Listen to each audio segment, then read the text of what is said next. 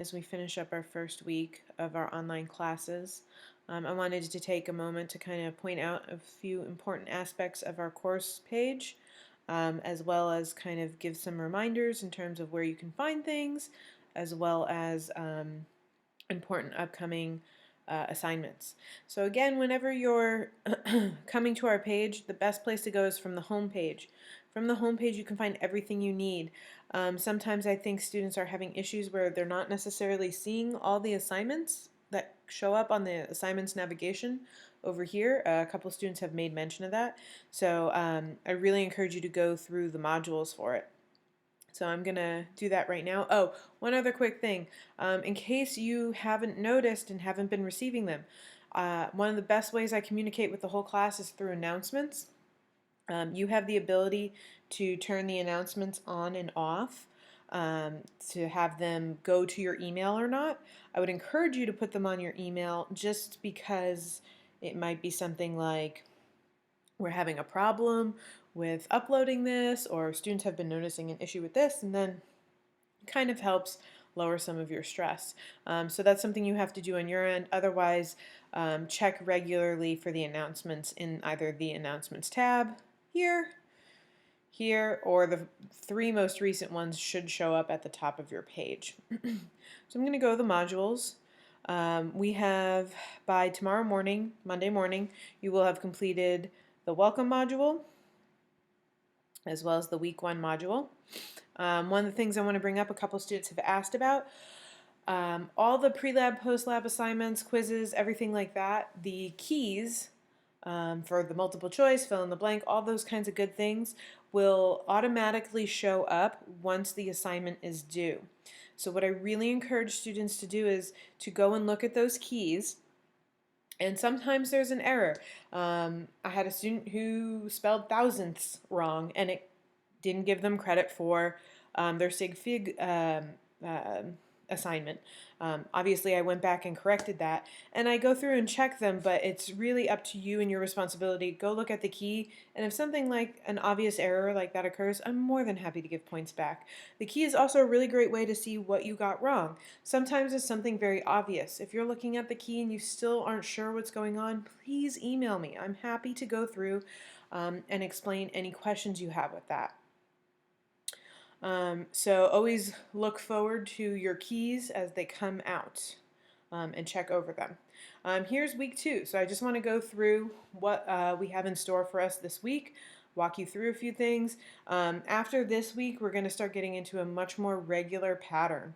It'll be the Monday morning, 8 a.m. The module will become available. And I would encourage you to go through the module in sequential order and complete the assignments within it. Most of the assignments will be due the following Monday at 8 a.m. Occasionally, like the pre-lab assignments, I will have due a few days earlier just to start encouraging you to get started on your lab. So let's go through what we have going on. This is the last week I will be providing the lab manual pages. So you have a week still to go and order your lab manual. Please go do that. You will be doing experiments 1B and 1C as a part of this week's module. Here are the pages. So you can download them, print them, do whatever you want with them. The next are some resources to help you get ready to do experiment 1B and 1C. So the lab notebook resource pages is also on the home page, but it goes through everything that we're going to be doing and what to expect for the pre and post labs.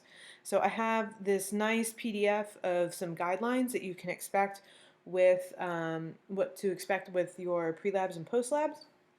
I've posted again the apps that you can use to use your cell phone as a scanning document. I also have some examples of what your pre and post lab observations and calculations and results should look like. I also have a small video on how to format them in Word if you need help with that. And then lastly down here I have some full examples. These are more to help you understand what would happen if we were in a face-to-face class. So that's the lab notebook resources. As you can see, it is also on the home page, so if anytime you need help finding those resources, they're right there on the home page. going to go back to the module. So read over this information first, then go read the notes about the actual experiment for this week. We do have a discussion board for you to contribute to this week, and it's just dealing with lab notebooks and what they are and that kind of thing. So that won't be too challenging. So then we have our pre-lab assignment.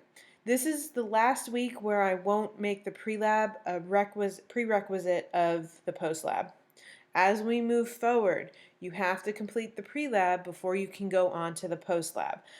It will make sense as you start reading through the guidelines, because the pre-lab will be things like, what is the purpose of the lab? Writing out the background for the lab. So those are things that need to be done before you go do the experiment anyway. So we're going to do them in a sequential order. Again, I provide you those guidelines if you need them, and the assignment, so you'll go through and do that one. And then we do have a quiz. The quiz is primarily related to things from experiment 1B, which is on pages 5 through 9 of your manual. For this, you are more than welcome to go back and forth. I didn't put a time limit on it.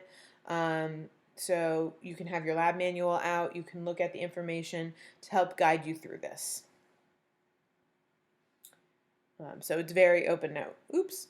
And then the last portion of the module would be the post-lab. Again, the post-lab will primarily be for experiment 1C, but since these are together, I still put 1B in there. Again, no time limit. Please be aware of the due dates. You will probably want to scan something for this.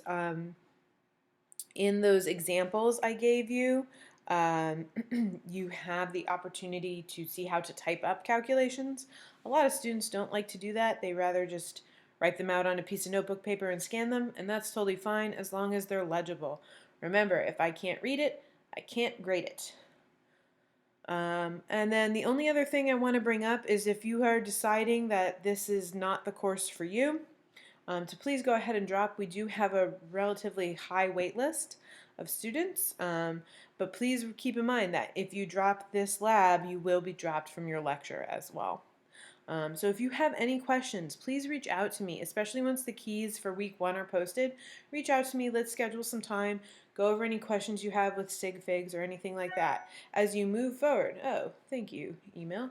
As you move forward through this week's lab, the pre and post lab, you might have questions regarding things like calculations. You might have questions regarding things like formatting, or just general concepts of things like precision and accuracy. So please reach out to me. I'm more than happy to help go through some deeper explanations of these.